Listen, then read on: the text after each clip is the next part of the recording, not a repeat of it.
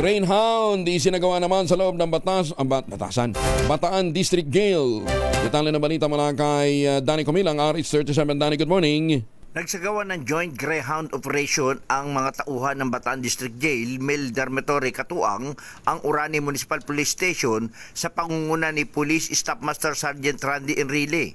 Dakong alas 9 ng umaga nang isagawa kahapon ang operasyon upang matiyak na walang illegal na droga o kontrabando ang nakakapasok at nagagamit sa loob ng piitan. Ang Oplan Linis Piitan Greyhound Operation ay bahagi ito ng kampanya laban sa illegal na droga at iba pang ipinagbabawal na gamit upang mapanatili ang kaayusan at seguridad sa loob ng kulungan para sa kapakanan ng publiko, kawani at mga nakapiit.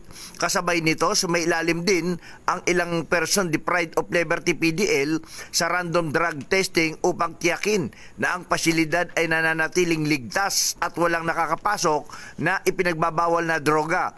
Isa rin itong epektibong hakbang upang mapigilan ang sinumang PDL na tangkaing gumamit ng droga habang nakakulong. Lubos na nagpapasalamat ang officer in charge at mga tauhan ng Bataan District Jail, Male Dormitory sa lahat ng lumahok sa matagumpay na pagpapatupad ng operasyong ito. Danny Comilang, RH37, DCRH, una sa Pilipinas, una sa Pilipino.